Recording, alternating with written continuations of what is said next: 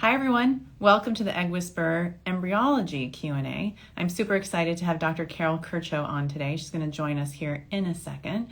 So I want to welcome all of your questions. I've had so many questions emailed to me. I have a whole list here and I'm super excited to go through each and every one of them and also to answer any questions that you might be asking live. So there's no embryology question you can't ask that she can't answer, and I'm also happy to help chime in as well. So I'm just going to have her join us here in a second.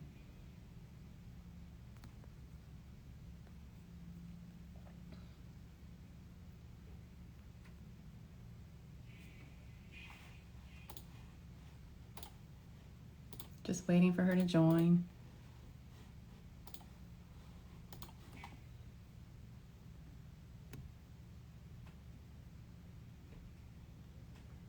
There she is. There she is. We'll be bringing her on in a second. Hi, Carol. How are you? Good. How are you today? I'm doing good. Well, thanks for joining us. For people who don't know you, can you tell us about yourself? Yeah, I am a reproductive physiologist. I guess it's just a fancy way to say that I specialize in reproduction. Excellent. In my university days, we actually cloned cattle. Mm-hmm. You have to know regular reproduction in order to clone something. Yes. So I went through several years of being in academic research, being in startups and administration, politics, and then I went into clinical embryology. Mm-hmm. Mm-hmm. And then tell us about your app. So it's a great question. So we saw that there was a need for data management in the IVF lab. Particularly, we see physicians creating PDFs and updating their patients by email, and kind of having a lot of images to deal with and not a really good way to share those with patients. Mm-hmm. So we developed a whole suite of quality control tools and a patient portal and MD portal. And those are all together in one app, which is called ART Compass. So ART, for your listeners, is Assisted Reproductive Technologies. Okay. Well, I have a whole bunch of questions. Are you ready? Yes. Okay, so you guys who are joining us right now, this is Dr. Carol Curchoe. She's a clinical embryologist, and she's here to answer your embryology questions. So thank you for joining us. Here we go. Are embryos used in order of their grade, or is there something else you look for in their growth to decide which one to transfer? Yeah, this is such a good question. So historically, the only thing we've had to rely on is the growth patterns of the embryo. So we check them regularly. We check them at the fertilization time, we check them at day 3, and then on day 5, 6, and 7. Mm-hmm. So what I like to see is a good quality egg that is a 2 pronuclei, 2 PN, about 15 hours after ICSI. Mm-hmm. And then on day 3, it's a good quality embryo between 4 and 8 cells with a low degree of fragmentation and cells that are symmetrical. And then on day 5, I want to see that it's at least a morula, if not an early blastocyst. Mm-hmm. And if it's even more expanded than that, that is even better. Mm-hmm. So there's a big cavity inside of a blastocyst, and that cavity comes from essentially the embryo's metabolism. Mm-hmm. And part of what the embryo does is it grows and expands and then shrinks down and grows and expands to thin out the membrane that's around the embryo, which is called the zona for your listeners. Yeah. And it is thought, it's known that the metabolic activity, the healthy metabolic activity of an embryo is directly correlated to the size of the cavity. And what we call morphokinetics means the morphology or the look of the embryo kinetically, so as it's developing. So we're looking for the morphokinetic development of embryos. And in the lab, we typically track each embryo's growth throughout all of those days. Mm-hmm. And that helps us to do the final grading and then to select eventually the best embryos for transfer, or what we think are the best embryos. Mm-hmm. Now, of course, that all of those grading systems were created in the days before pre-implantation genetic testing. And now we have this PGT testing, and what we see is that gorgeous embryos that have developed normally, Right. can sometimes be very chromosomally abnormal. Right. And some of the, less beauty pageant quality embryos are actually the normal ones. And we definitely know for certain that abnormal embryos have a lower chance of implantation than chromosomally normal embryos. Right. So it's kind of interesting where this next 21st century idea of embryo development is going to take us, because we know there's a lot of subjectivity in grading. It can differ between practices. Certainly it can differ between embryologists. Sometimes I feel if you ask 5 embryologists what the grade of an embryo is, you're going to get 5 different answers. And then the way that embryo grading systems are used within a practice even can vary. So I know a lot of people who, let's say, for example, there are 4 5BB embryos. We need a way to know which one looked just a little bit better. So we'll say one is a 5AB, one is a 5, BB, one is a 5BA, one is a, and every combination thereof, so that we can have just some kind of order to choose them in. Yeah. Right. So. Great. Thank you for that. So this is a question I get a lot, and I'd love to get your answer. At day 5, all my embryos were still in the running. A handful became blast and frozen, but 2/3 didn't. What happens to embryos that don't make it? So, embryos that don't quote unquote make it mean that they haven't met the IVF practices criteria for freezing. A lot of the IVF practices that I know of, the criteria for freezing is essentially a C grade blastocyst is the lowest criteria for freezing. So personally, I like to give every embryo a chance. I'm a very easy grader. I like to freeze blastocysts, especially if they are going to be PGT tested, because we know that even if it doesn't look great, if it PGT tests normal, it has a higher chance of implantation. So, personally, each embryo is kind of as different as that eventual child that could come from that embryo is. And we know that when you stimulate a cohort of eggs, not every egg is destined to become an embryo that implants. And I think that can be the hard part to accept when you're a patient. But the way that I kind of think about it is, out of every cohort of follicles that's developing, there are a select few that even originally were destined to become a embryo proper. Right. I always think of gaining. We haven't lost anything. We're just gaining what we were meant to have. And it's never 100% because that's just human biology. I mean, certainly there are rare cases where you get 10 eggs and you get 10 blasts, but that's I can't even think of the last time that happened. So here's another great question, right? What is the reason an embryo can get downgraded at a thaw? Is it the delicate process, or is it a sign that the embryo may not continue to successfully grow? On the other hand, is it possible to upgrade at thaw? Yeah, both really good questions. So I think that one of the reasons to downgrade an embryo at thaw is we typically grade the embryos before they get biopsied and frozen. So exactly like we were talking about, every embryo has kind of its own personality. It has a certain tightness between the cells. And one of the things we do during freezing is we take all of the water out of cells. We dehydrate them and we replace the water with a cryoprotectant. Then we can freeze the embryos at a very low temperature, less than negative 180 degrees in liquid nitrogen. And they get transformed essentially to a glass-like inert state. Now, some embryos have very tight junctions between their cells and they don't like to give up their water. And some embryos don't like to take on that cryoprotectant. So the cell quality, the individual cell quality itself definitely can change at the time of freezing and at the time of thawing. Now, usually we don't see that much cell death anymore with the process of vitrification. What usually happens, if it's going to be a catastrophe, is that the whole embryo starts degenerating. Mm-hmm. If a blastocyst typically has 150 cells, and if just a few cells, like say 10 cells, get damaged during the freeze, and they'll fall off while the embryo is growing, and that won't impact the overall quality.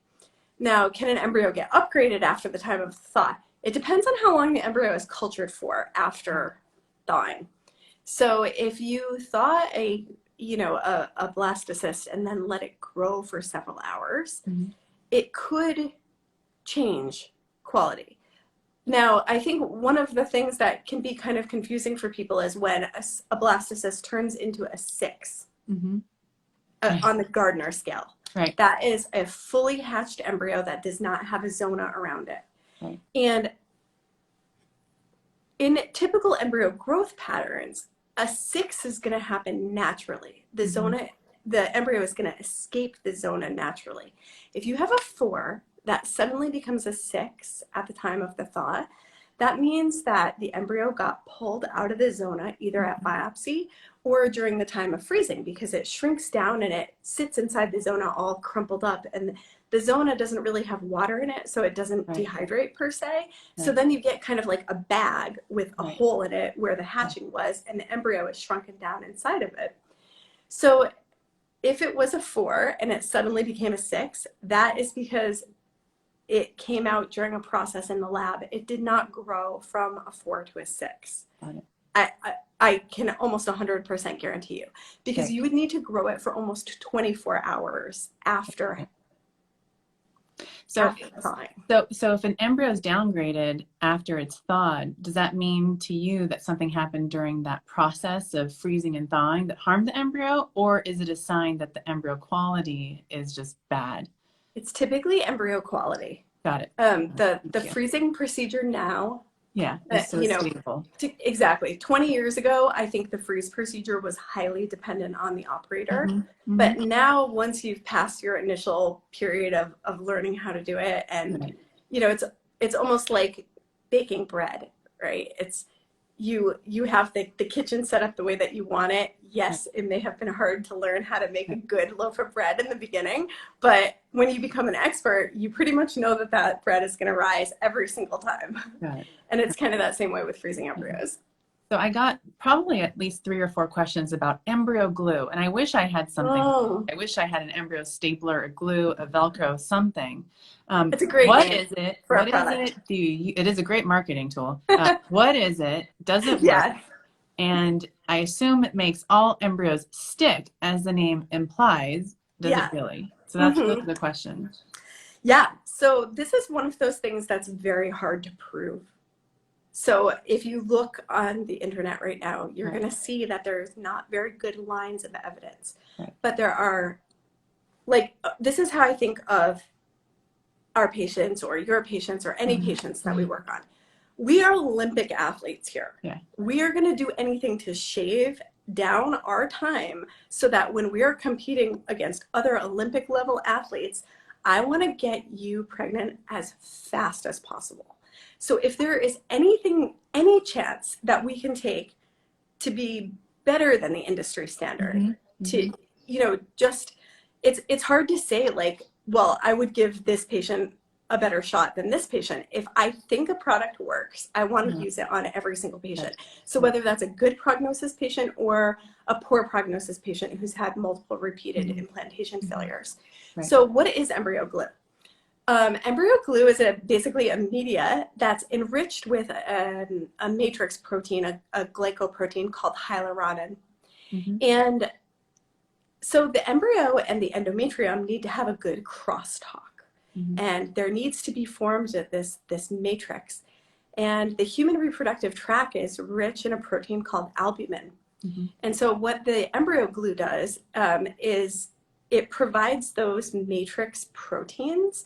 It's very hard to supplement human growth media with other human proteins because they're hard to make, they're hard to purify, they're hard to guarantee consistency from lot to lot.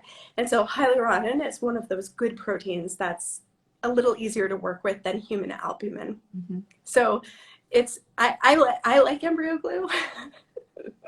It just really, it really does do, I think, what it says, especially for patients that might have a poor prognosis and have suffered, multiple repeated implantation failures. Right. But then it's like, I mean, don't you agree that it's like, if we're going to use it for those patients, we should use it for every single patient, because we want that cycle to have the best, fastest shot of pregnancy. Oh, and I think talking to your doctor and the lab and seeing what they use, because maybe they already use something similar, but it's not labeled as Embryo Glue. So you don't want to assume that your doctor's not giving you the best chance.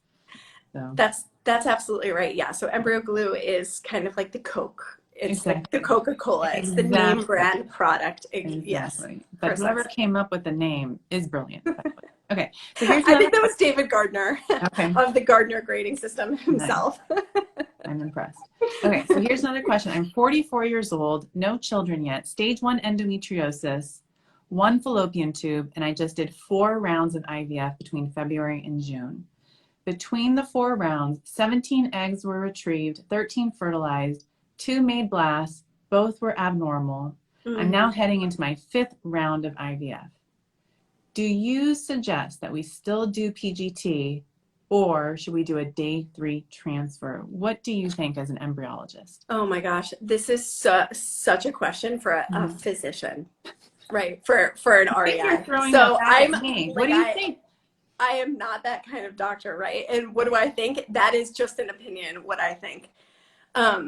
I don't love day 3 transfers. I think we only throw day 3 transfers like when we're throwing the kitchen sink. Like, what are we grasping at straws to try to make work? Right.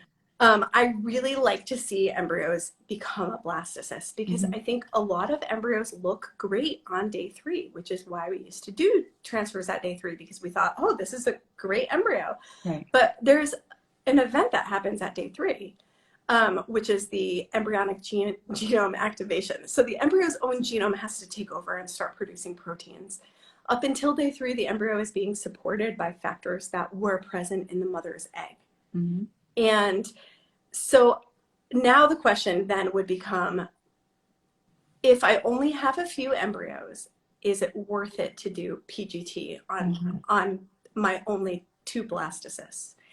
And I think it's such a personal decision, and it should be definitely made between a patient and their physician. I mean, it's really hard for me to say, Dr. Amy. What do you think? No worries.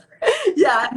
I mean, my thing is that I don't want patients to feel like they miss out on an opportunity to do a transfer. So for some people, it's really important for them to have embryos transferred to their uterus. Yes. Finding out on day 5 that you don't have any blasted transfer can be really heartbreaking for a lot of people. So I kind of talk through those things, but then I also tell my patients, if you didn't have a blastocyst, you didn't have to go through that 2-week wait. And then if you had a blastocyst that wasn't normal, you also didn't have to go through that 2-week wait. But I don't want people to just wonder, like, the what if. Yes. So in general, I advocate for day 5 culture and PGT testing, especially because you're over the age of 40. But I also definitely individualize every plan for each patient based on what they want to see happen.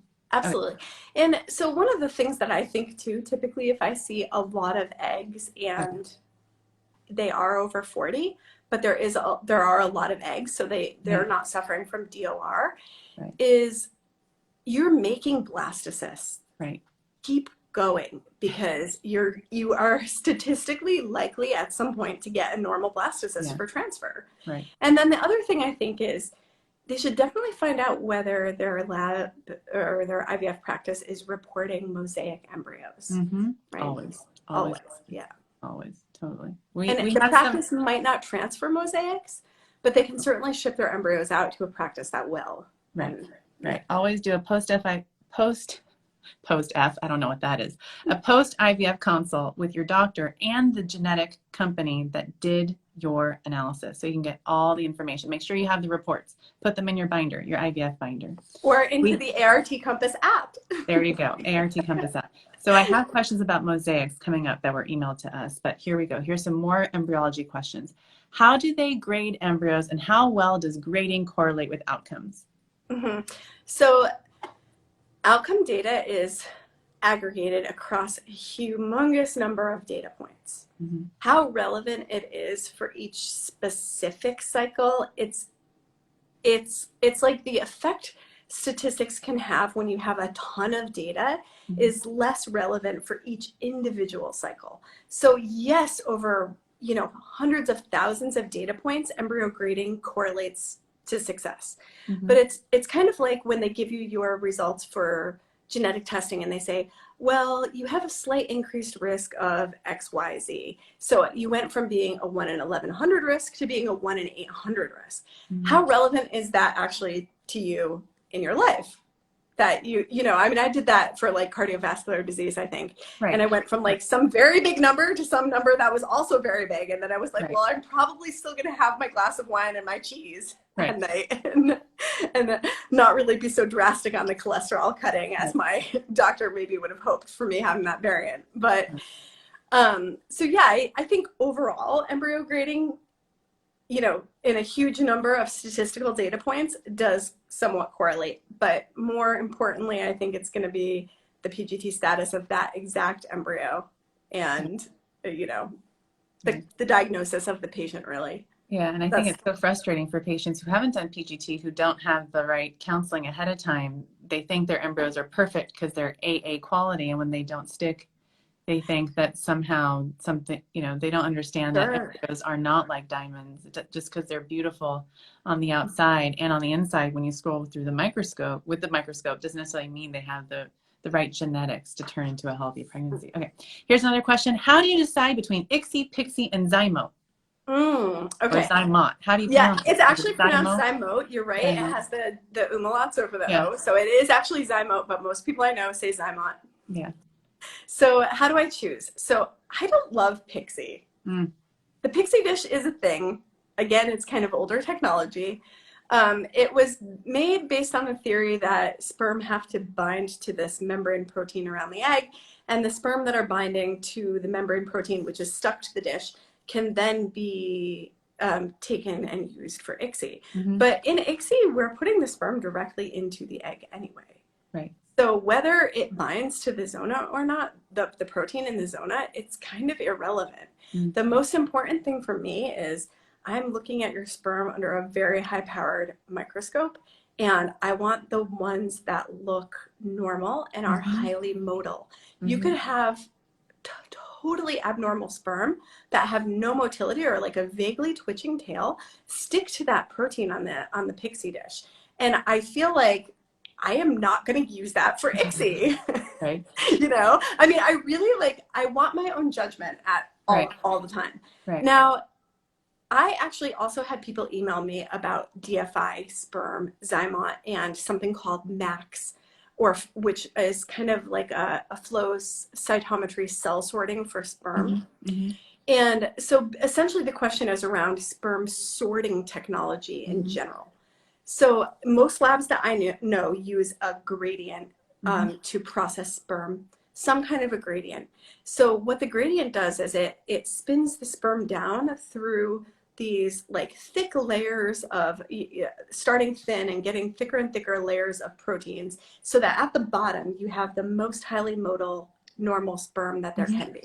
After a gradient spin down, I typically see like 95 to 98% motility. And then out of those, I can look at the sperm under a very high-powered microscope and pick the ones that are morphologically normal. So I want to see the sperm that don't have two tails, sperms that don't have a very thick midpiece, which is kind of like the neck of the sperm. And also the most important thing is going to be that normal oval head shape. And what the Zymot dish does is it purports to use microfluidics and channels that I like how you said purports to use. Yes. So evidence is still being gathered on the effectiveness of this device. Yeah. But the theory is that your cervix is made up of hundreds of folds of highly folded epithelium, and it forms these channels that the strongest and healthiest sperm swim through. So there's something in physics called a laminar flow, and that's basically when liquids are slipping past liquids. Mm-hmm. So the Zymot dish has essentially what is a laminar flow, and it has these, it's trying to mimic these channels that are found in your cervix to separate out the most highly motile sperm. So in other words, it's a super fancy and expensive way of doing what we have been doing in the IVF lab for many, many years. Right. Now, what I am super excited about is the applications of artificial intelligence for sperm selection. Right. So disclosure, I'm also on the scientific advisory board for a company called Mojo, which is developing artificial intelligence technology for sperm selection. But what we want to do with AI for sperm is, as we're looking at the sperm literally swimming across the dish, we would like the AI to actually circle the one to pick for us. So I can tell you without a doubt, there is a difference between somebody who just started doing ICSI and the sperm they pick, the ones that they can catch, right? Because we want to do the fastest ones. So, and the most normal ones, they're very difficult to see because as they swim, they're a three-dimensional object and we're looking at the microscope in 2D. So the head is actually like twisting in and out of the plane exactly like my hand is doing now.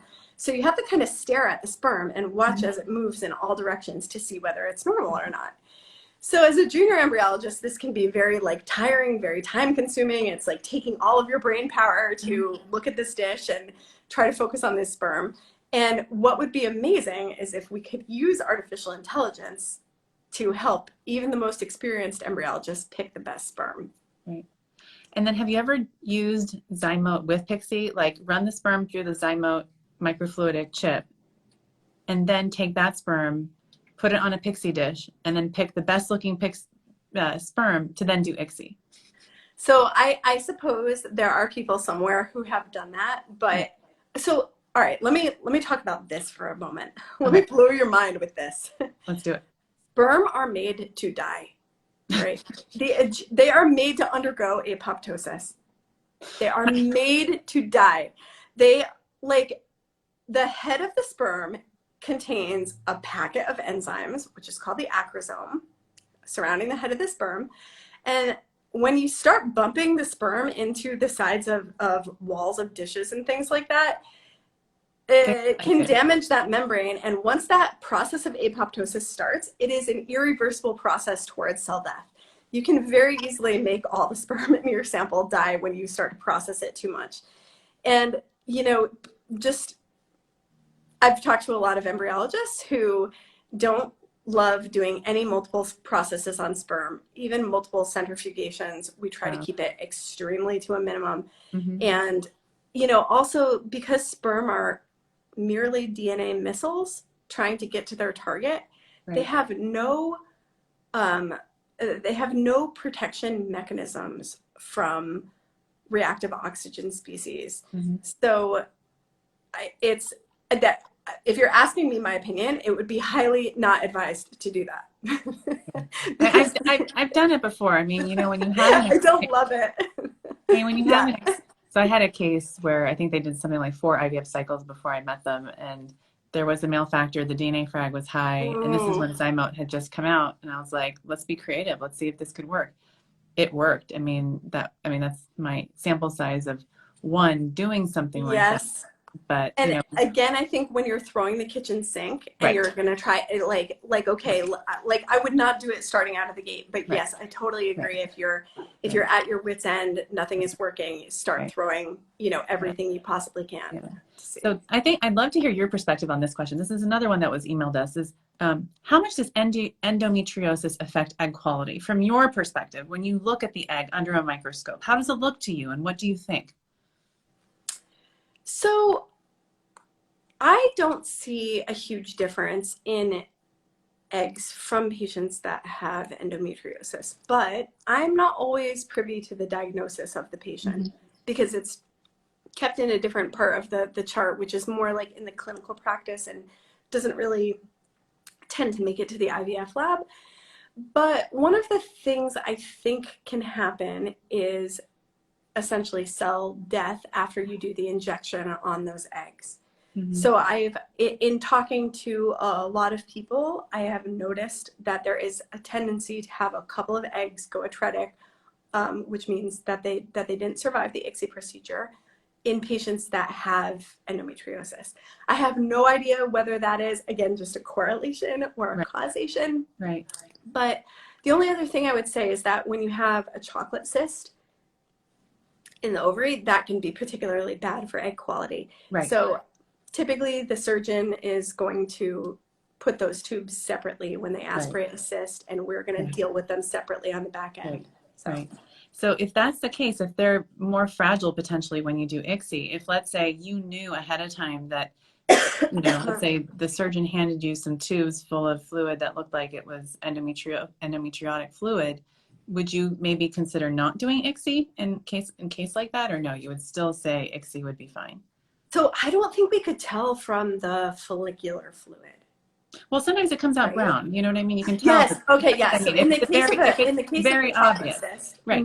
Yes. Yes. In the case of the chocolate cyst, definitely, we would still do ICSI, but I think what we want to do is treat those eggs, you know, extra gently. If there was an egg, usually the chocolate cyst doesn't contain an egg, actually, though. So we can just keep it completely separate. We don't let that fluid mix with the fluid from the follicular fluid from the other eggs. Right. And if we did get an egg from it, I typically will wash it and put it in a separate, you know, well inside. So we are not really mixing them up. So. Got it. Well, here's another great question. Should genetic testing of embryos be the norm? What do you think? All right. So the norm for who, right? We have egg donor populations. We have young people who are getting IVF treatment simply because they have a blocked fallopian tube. It has nothing to do with their egg quality.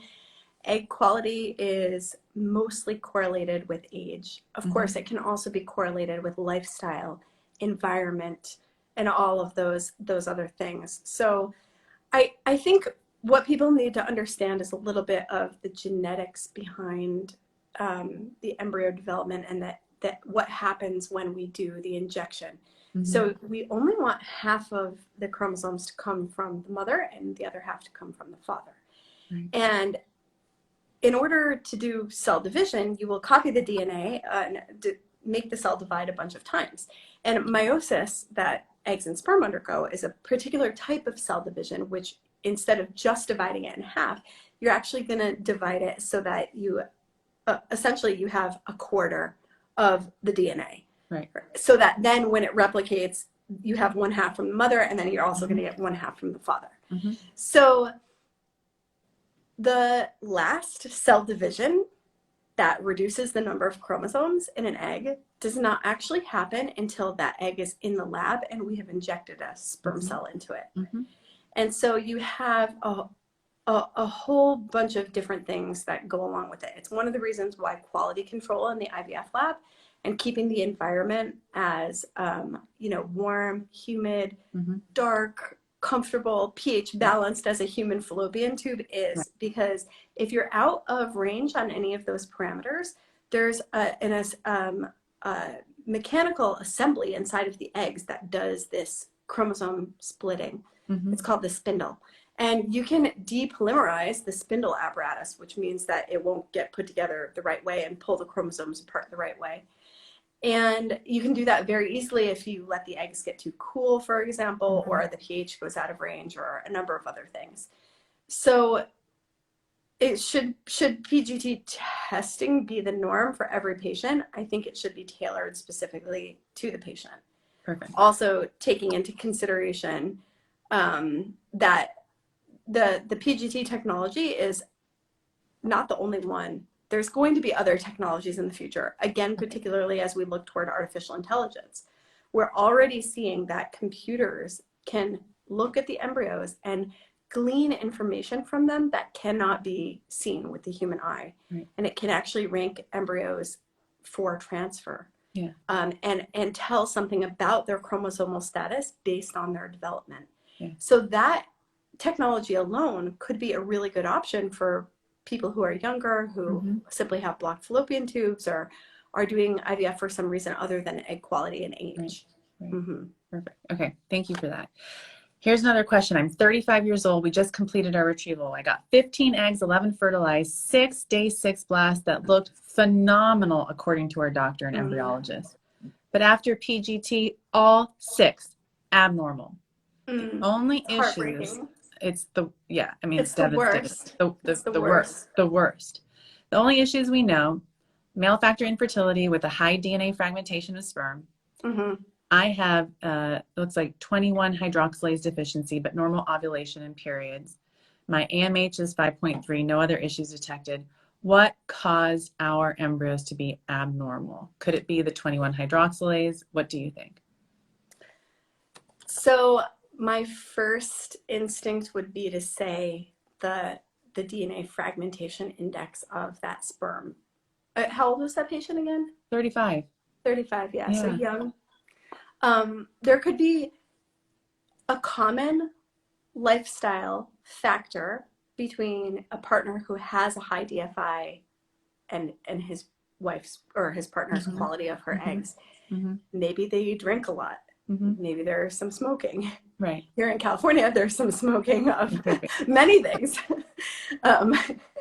There could be a lot of things, like there could be environmental stressors. They could be working in a high heat environment that is so detrimental to sperm quality. Right. So the first thing I would look at is environmental factors for both the husband and wife. And the second thing I would look at is improving that DFI. Right. Now, it can take many months to improve a man's DFI because the sperm development cycle going from sperm stem cell to mature sperm takes a long time, takes months and months. Right. So you want to do supplementation, like folic acid, supplementation that's good for DNA repair, which is basically folic acid, coenzyme Q10, and all of the supplements that the wife is probably having to take for her cycle are totally applicable to the partner as well, and good for sperm quality. But then just really look at all of those environmental things too. Right. Are there any other things that you can think of in terms of supplements for sperm quality or supplements for? I mean, there's alpha sperm, there's conception XR, you know, and then the other thing would be to see a male fertility specialist to check under the hood to see if there's a varicocele present, varicocele, and low testosterone too. And there's certain things like Clomid for guys or Arimidex if the testosterone's low. A sperm cell needs to be bathed in a really normal testosterone, amount of testosterone to be normally shaved, have a good DFI. So all of those things totally matter. And in your experience, do you think that you have seen patients, you know, be able to improve their DFI all the time? When they Absolutely. Yes, totally. That's exactly what I think sometimes people are scared to do tests because they worry that it's going to tell them something that they can't fix. But, you know, you and I were born with eggs. You get what you get. You know, for sperm, you can actually make changes make behavioral changes that can improve your sperm count, right? For us, you know, our fertility is not skin deep. It doesn't matter how, you know, at the end of the day, it's just you're either going to have a good egg with good DNA or not. But guys can definitely. So you mentioned varicocele. Yeah. So important. I think people probably have no idea what that is. But I mean, I would describe it as the testicles are surrounded by almost like when you look at a leaf and you look at it up to the light and you can see all of the veins in the leaf, like a web of veins. Oh, thanks. Now, every time I look at a leaf, I'm going to think of balls. Thanks, Carol. You're welcome. And I'm thinking of especially like those leaves in the fall that are on the ground where like most of the leaf has deteriorated, but only the like skeleton is left. Okay. So you have that same kind of web of capillaries around the testicles, and they have such an important function to keep the exchange of blood around the testicles flowing. And I think the way that I typically think of a varicocele is like I have a few spider veins in my legs from I was a waitress when I was in my teenage years, and I work on my feet, right? So it's the veins kind of can get and capillaries can get baggy, and the blood can start to pool. And then that exchange isn't as efficient, and therefore the heat exchange isn't as efficient. And we know that the testicles need to be a few degrees cooler for normal sperm production and all of those things, which is kind of, again, why I was talking about, especially environmental jobs like a lot of like military, people in the military, or people who are Firefighters, sitting. paramedics, people in Yes, less than a firefighters, year. Yeah, exactly. Yes, totally. anybody who is hot, hot, hot all the Right, time. right. Yeah, Yeah. I in mean, gear, wearing gear. totally. I was gonna say, what I always tell people is don't Google image varicocele. I promise you, you're not gonna see a bunch of leaves. Right? Yeah. Okay. Here we go. I have another question for you. I'm 43 years old, undergoing IVF. I have DOR, my AMH is 0.4, and my doctor has decided to freeze my embryos on day 2. Is there any way to predict the overall quality longevity of a day 2 embryo given fragmentation and symmetry details? So she gave us her stats. Here are their stats. 2 embryos, 5 cell, fragmentation 2, symmetry 2, 1 embryo, 4 cell, fragmentation 1, symmetry 1, and then she has a few other 4 cells, fragmentation 2 to 3, symmetry 1 to 2. So what can you predict based on what I just shared with you as far as what her chances are of even getting a blast from those statistics? So unpredictable. Because again, like embryos that are between day 0 and day 3, um, many of those embryos look great. And in the old days, we would have transferred all of those embryos, even though we know now that, only 1/4 of those embryos are capable, of making a blastocyst. Right. So, if I had to guess, and I don't know that grading system, I would say that the 1 is probably the best grade on that grading system. Right. So the 4 cell that sounds like the top quality embryo to me, with the 1 fragmentation and the 1 symmetry. Right. So, typically for fragmentation, we want to see between 0 and 25%. Or, and for symmetry, we want the cells to be roughly symmetrical. If you have a very asymmetric cell division at that point, it's a very bad sign. So I don't know what a 2 means, though. Yeah. And again, even among 2s, there could have been one that was just slightly asymmetric, but that's not perfect, so it's a 2. And there could have been one that was not asymmetric enough to be a 3. So they're at the upper and lower end of the scale. Right. Yeah. Right. Yeah. I mean, I just tell my patients who are over 40 that the most common occurrence, especially if you're 43, is to have none of them turn into blastocysts. Because if you didn't know that going in, and then you learned it the hard way that happened to you, you would feel like something happened was wrong, and then that's just the way it is. Right. And the other thing I think too is, like, you are being treated for infertility. Right. And that reason why is still going to exist even if we hyperstimulate the ovaries. And the other thing I would say about this, with her AMH at 0.4, having 1, 2, 3, 4, 5, she had 6 embryos. I mean, that's pretty impressive.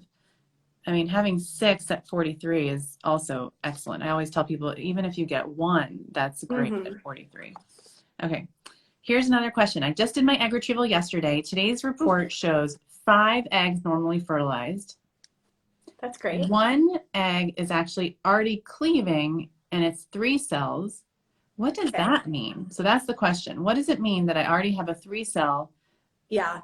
And is it possible that that means it may be normal or more normal than the rest?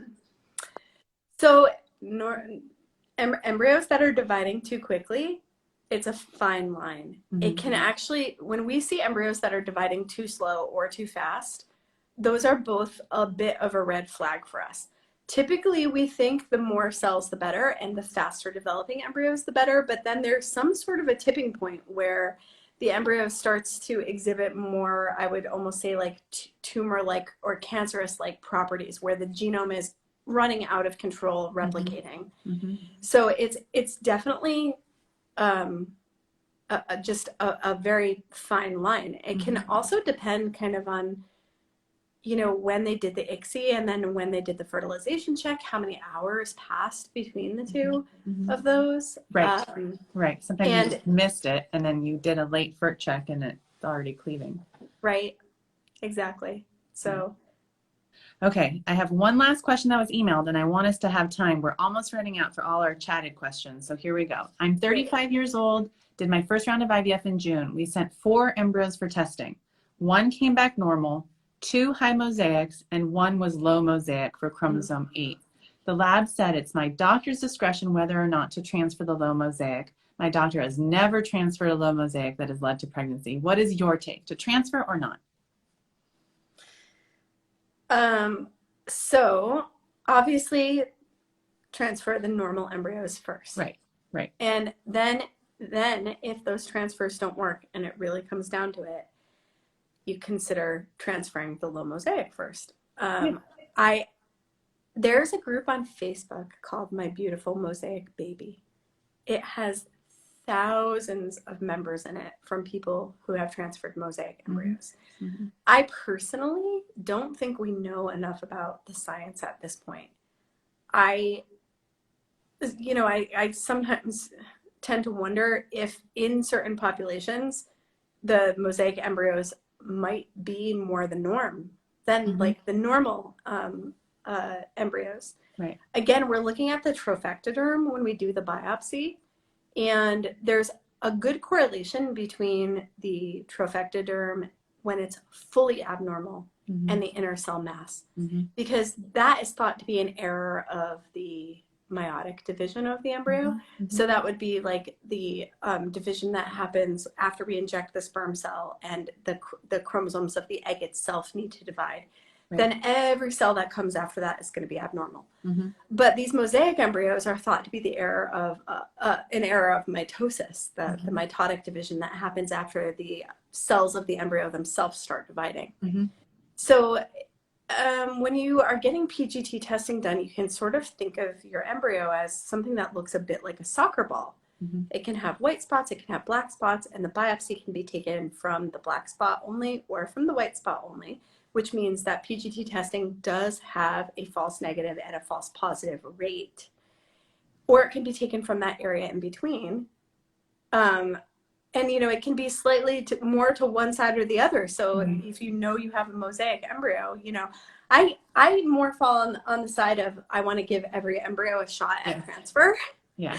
But I know that a lot of doctors don't want to transfer the mosaics. And of course, it depends on the particular risk of the patient. Right. Your patient, might have some kind of miscarriage risk already that then you're also putting an embryo that might be compromised into. It can be a hard choice. Right. So I think I have several patients of mine in that group, my beautiful mosaic embryo or baby. I've done many mosaic transfers. But at the same time, I've done them and they haven't worked. But I'm right there with you to give every embryo a chance. Okay, here we go. We have about 5 minutes left. Now we're going to do rapid fire the questions that were given here. And I'd love to hear your perspective as an embryologist. Do high doses of stim cause poor egg quality? What do you think? I'll probably get murdered for saying what I think. Okay, I don't want you murdered. No way. I mean, no.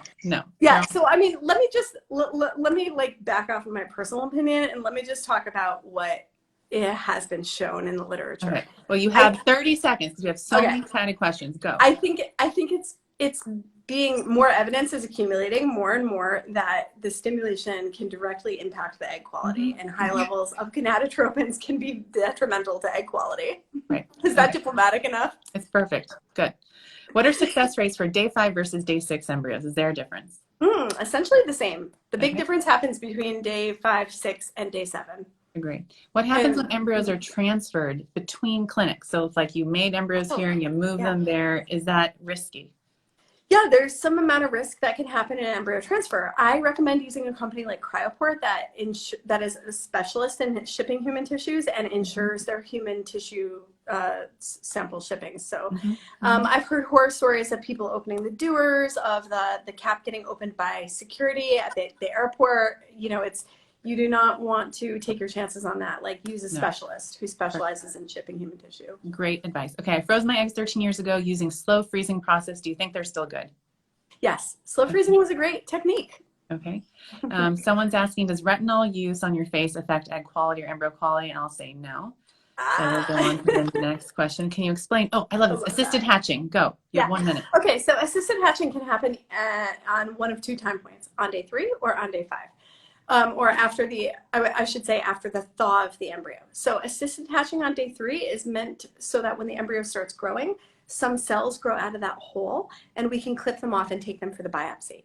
Assisted hatching after the thaw is We do that because the zona, that membrane around the embryo, can get a little brittle and tough with the freeze-thaw procedure. Right.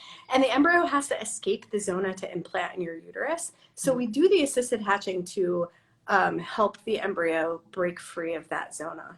Perfect. Question for you. If someone declines assisted hatching completely, like 100%, they just don't want to do it, can you still do an embryo biopsy for PGT, or is it required? No, it's required. Exactly. Mm-hmm. I tell At people some point, it's like you have to hatch that embryo. Yeah, I tell people it's kind of like saying remove my appendix but don't do surgery. I'm just like, how you can't. So I would say the only thing that you could do is try to grow those embryos until they become a 6 naturally, and then biopsy them at that point. Got it. Okay. Success rates through cytoplasmic droplets. I don't really know. That isn't something I've heard of before. Have you heard of that? I'm not sure what it's in reference to. Okay, we'll go to the next one. How much does chemo damage your eggs? I would say significantly. Significantly. Right? Yeah. Yes. So please look into egg freezing. And then get your AMH checked. If you had chemo before, get your AMH level checked to see where you're at now. So, so someone just posted a comment. I have a chocolate cyst on my good side where my ovary is. My doctor does not want to remove it. Says it could do more harm. And certainly, depending on your hormone levels and your age, sometimes we actually don't want to remove it. Okay, live birth rate for a 5-day 4AA normal embryo. What would you say? For a day 5 4AA live birth rate? Live birth rate.